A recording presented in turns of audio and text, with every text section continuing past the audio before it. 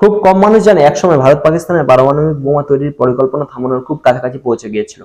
সেটা মিসাইল দিয়ে নয়, বরং গুপ্তচর, ভুয়ো পাসপোর্ট আর নাপিতের দোকান থেকে সংগ্রহ করা চুরের মাধ্যমে।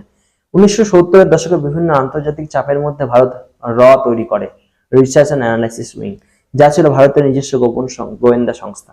সিআইএ বা কেজিবি এর মতো এর প্রধান ছিলেন আর.এন কাউ, যিনি বাংলাদেশের তৈরি পরিকল্পনায় গুরুত্বপূর্ণ ভূমিকা নিয়েছিলেন।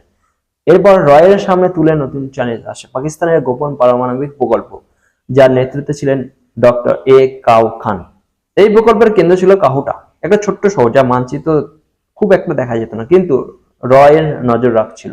ভারতের এজেন্টরা নানা ছদ্মবেশে সেখানে যেত, কখনো ব্যবসায়ী, কখনো ট্যাক্সি চালক। তারা আশেপাশে নাপিতের দোকান থেকে চুল সংগ্রহ করতো এবং সেগুলো ভারতে এনে পরীক্ষা করা হতো। পরীক্ষায় দেখা যায় ওই এলাকার মানুষের চুলে বিকিরণের প্রভাব রয়েছে, যা ইউরেনিয়ামের সমৃদ্ধির কারণে প্রমাণ দেয়।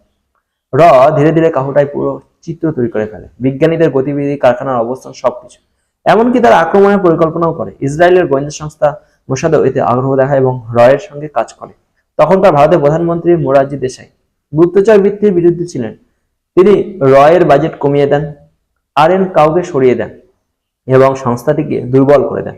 দেশাই পাকিস্তানের শাসক জিয়াউল হকের সঙ্গে বন্ধুত্বপূর্ণ সম্পর্ক রাখেন, এমনকি ফোনে তাদের অদ্ভুত কথাবার্তাও হতো। যখন কাহুটায় পারমাণবিক কার্যকলাপ নিশ্চিত করে, তখন তারা যেখানে হামলার অনুমতি চায় প্রধানমন্ত্রী মোরারজি দেশাইয়ের কাছে, কিন্তু দেশাই তো প্রত্যাখ্যান করে। তারপর তিনি নিজেই জিয়াউল হককে ফোন করে বলে দেন, আমরা তোমাদের কাহুটার প্রকল্প সম্পর্কে জানি।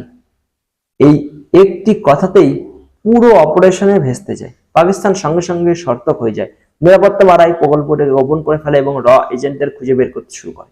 অনেকেরই এজেন্ট অনেক ধরা পড়ে, মারা যায় বা নিখোঁজ হয়ে যায়।